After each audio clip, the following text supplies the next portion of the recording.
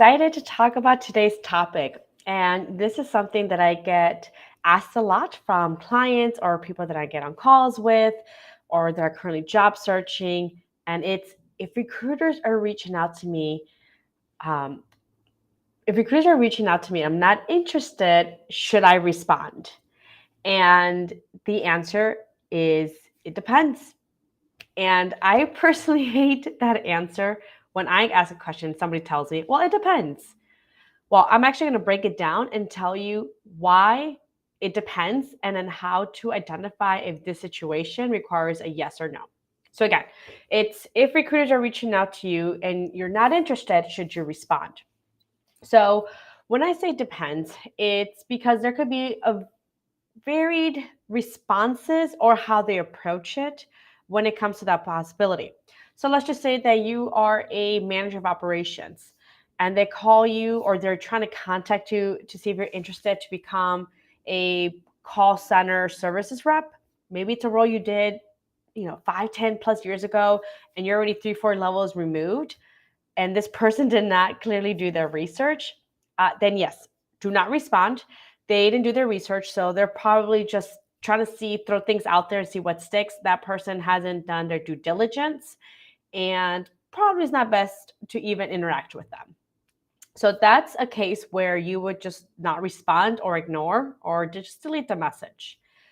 Now, if a recruiter is reaching out to you, perhaps for a role that you're one level below and or 1 or 2 levels below, and you know you may potentially be interested, but honestly you're currently not, because it sounds like it'll be a lateral move and you're not interested in a lateral move, that's when I would recommend to communicate to them.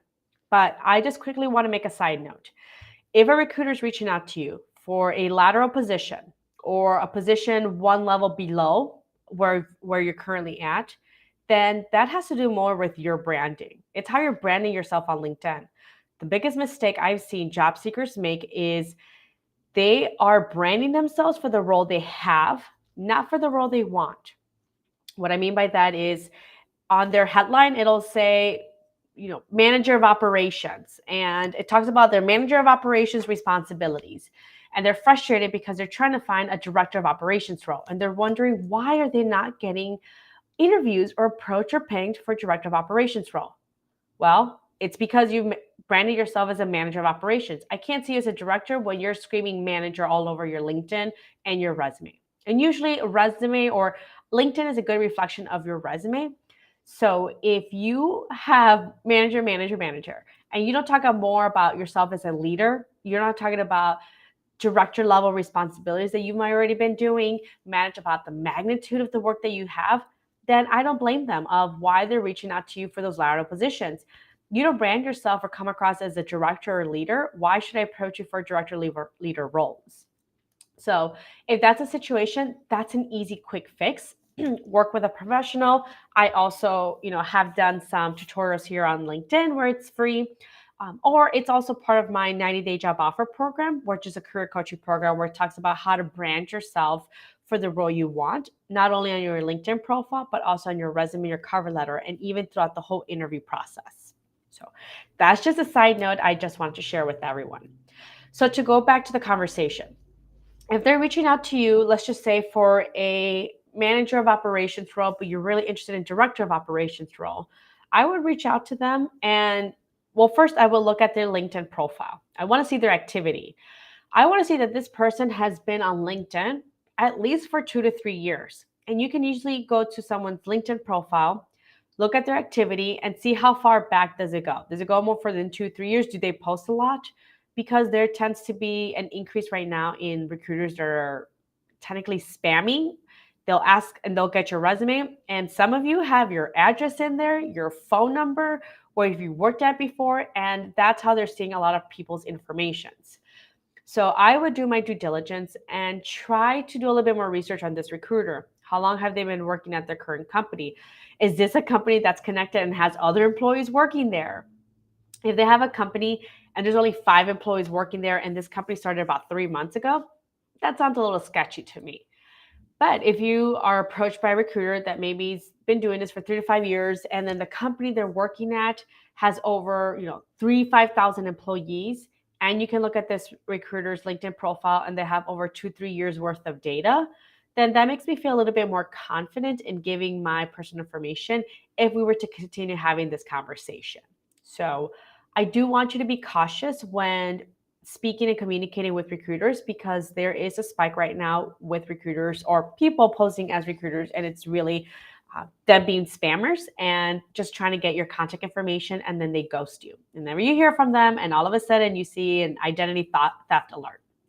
So do be cautious, please, especially if it's from a company that's like maybe a staffing company or a recruiting company, as opposed to someone in an HR within the company in itself. So I do want you to be careful with that. But let's just say that this recruiter does have a lot of information. We think they're legit. It's at a really company that we know, or it has a lot of employees, and there's been a lot of activity for more than 2 to 3 years. I'm going to continue having this conversation.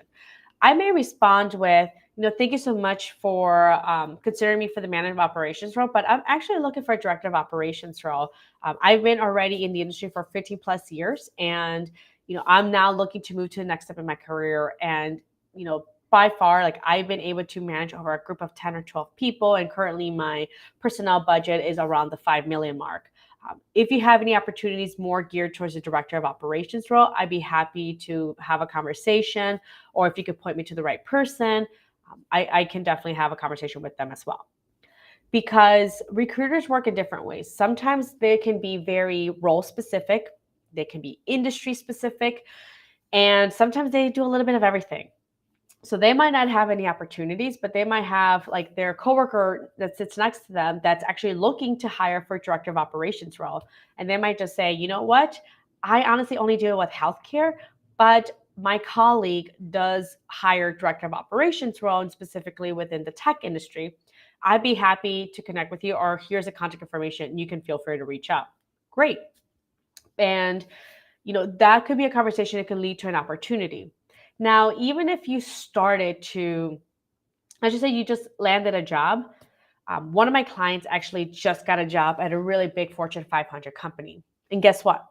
A big company like Google came to them and they said, hey, we would love to interview you for this role. Now, mind you, it's Google. And she felt like she couldn't say no to Google. Like that, who is crazy enough to say no to Google?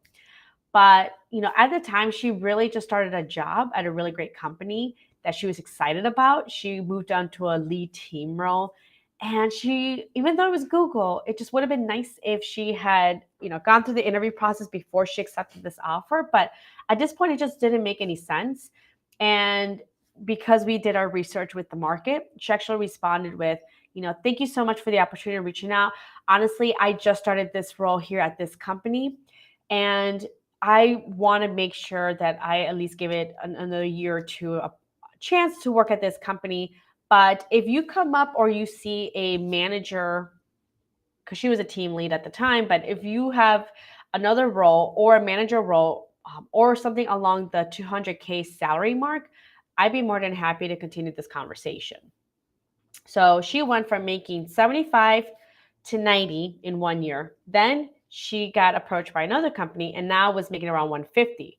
So unless Google came in offering her at least 200K for this role, she just wasn't going to consider it, just because she already had gone through the interview process, already accepted the offer, and was already working at a great company that she truly enjoyed and was excited about it. Now, you can say no to Google. It'll be fine.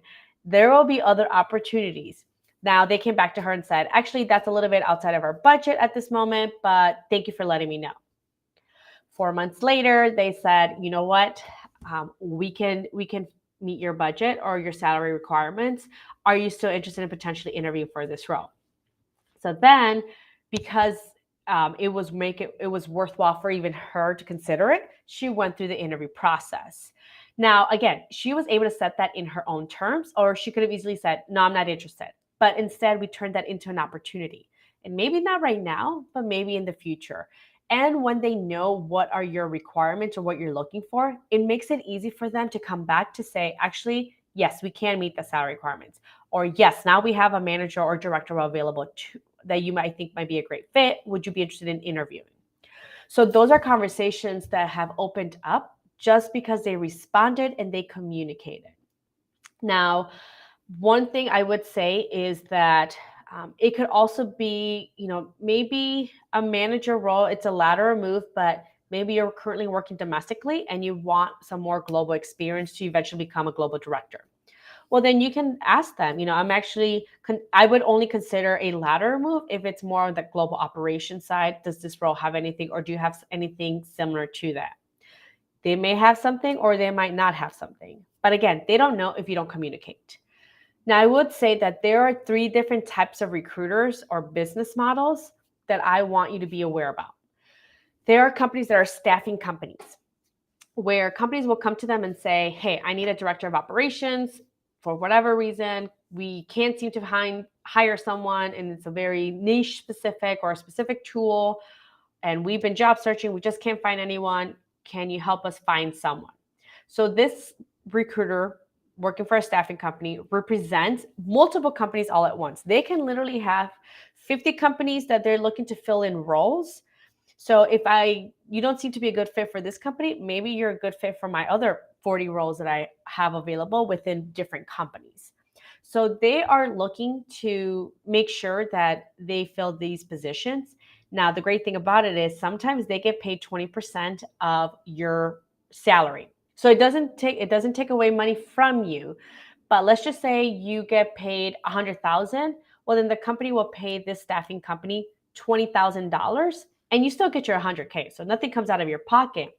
But it is in the best interest of the recruiter to get you the most salary, because that increases their commission and their payout. So staffing companies can be great, but you do have to do a lot of follow-up work. They are managing a lot of roles with different companies. And now imagine if you're hiring for 25 roles, and on average, there could be anywhere between 100 to like sometimes 300 applicants for that one role, and you're managing about 25 of this, it just tends to be a lot. It's a lot of project management. And I know some of you may have already been feeling frustrated with working with recruiters. You're tired of them reaching out to you and then ghosting you and everything. But just know that they also have a lot of roles to fill in, and you want to make sure you communicate. It does become labor intensive at times, but it can also be part of your job search strategy that can help you accelerate. So staffing recruiters, and you can ask, do you work for the company or do you work for a third party company that's looking to hire for a separate company? You can ask those questions, and you want to be able to share with them then what you're really asking for. Or you can even say, hey, for someone in my background and my expertise, based on the role that I'm looking for, how much do you think I can ask for in this role? And they might want to go on the higher end because their payout and commission is going to be higher. Again, they get paid 20% of whatever your salary is. So it's in their best interest to make sure you get the highest paid salary. And the other thing it could be someone in HR within the company itself. So like companies like Target, Walmart, Amazon, they have their own HR or technical or recruiters in the company in itself. So they represent only one company. They want to go in and they want to make sure they find the right role. Now for them, it's not like they get paid out 20% of your salary. They usually just get paid like a salary, maybe bonus and commission if they hit their KPIs or metrics.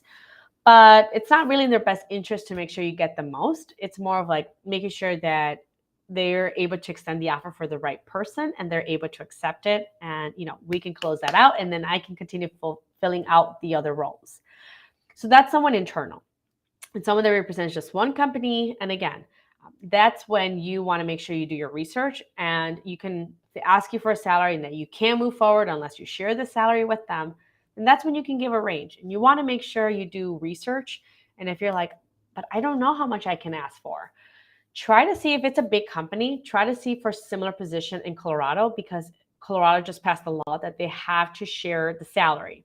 So Colorado does tend to pay more than other cities and states, depending where you live.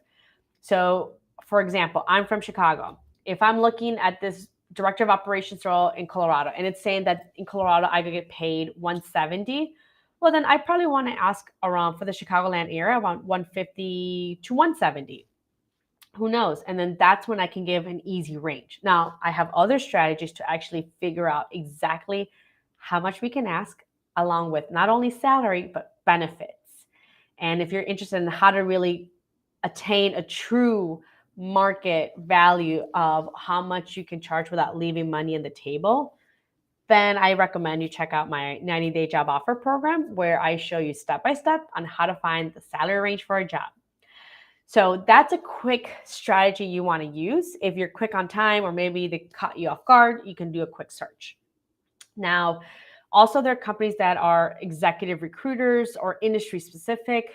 Again, it really depends on the business model. There are recruiting companies out there that only hire for multiple healthcare companies, and that's it. Sometimes they have different departments.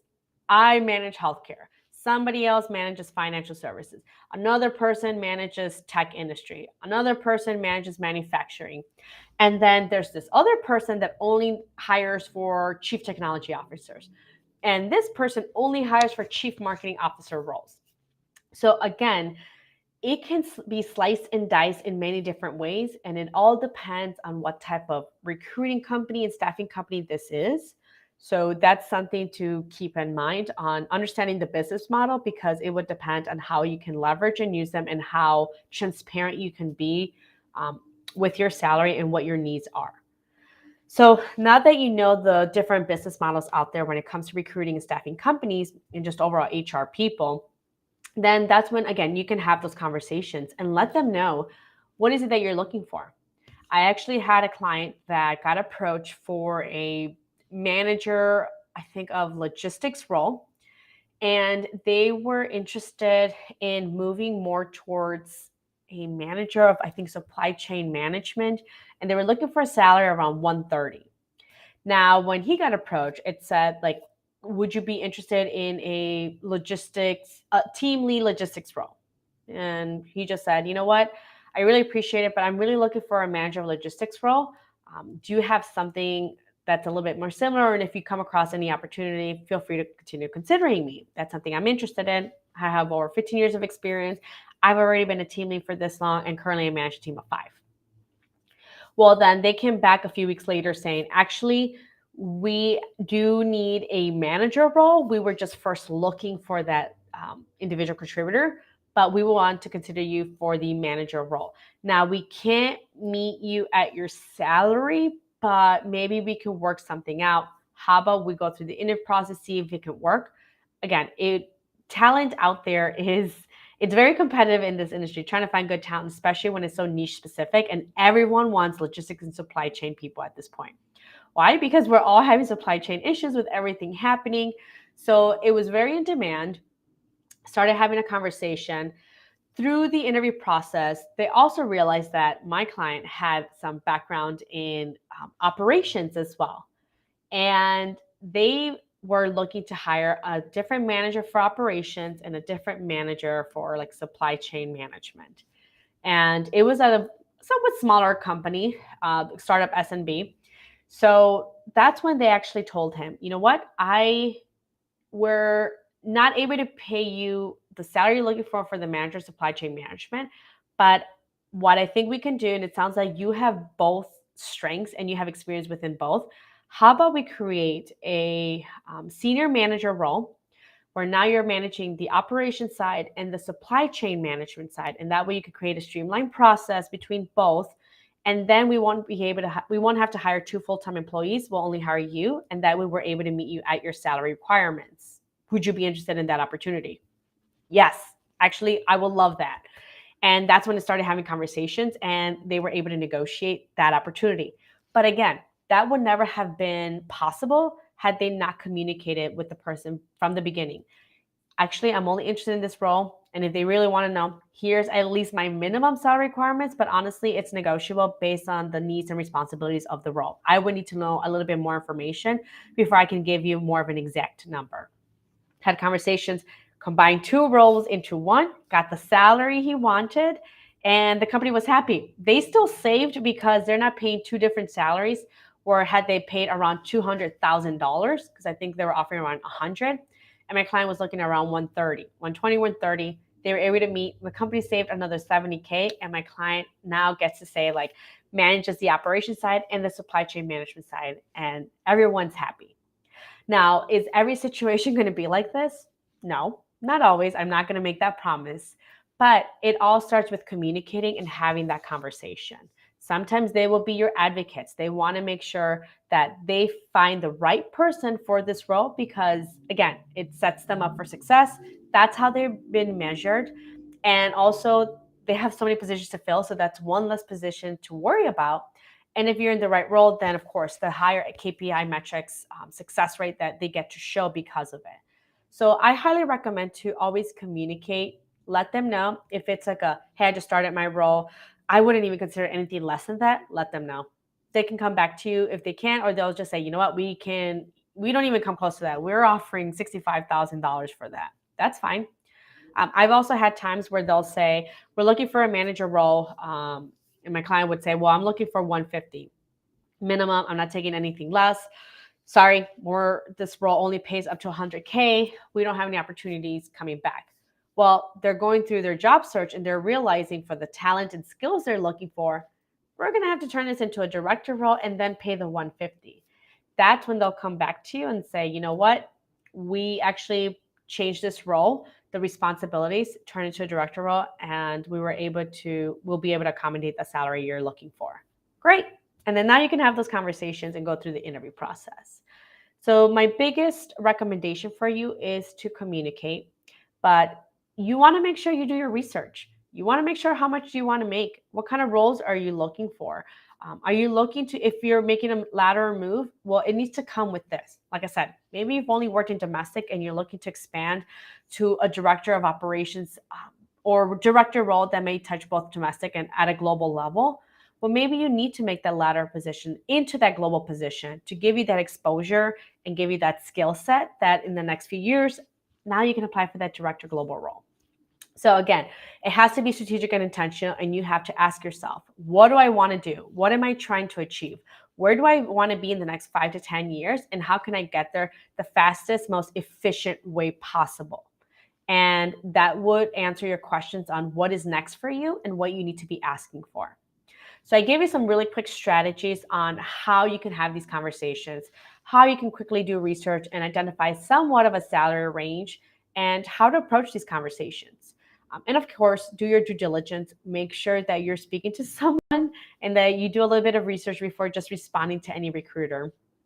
Like I said, there's been a lot of scamming going along nowadays, especially since there's a lot of job seekers. So just be wary of that.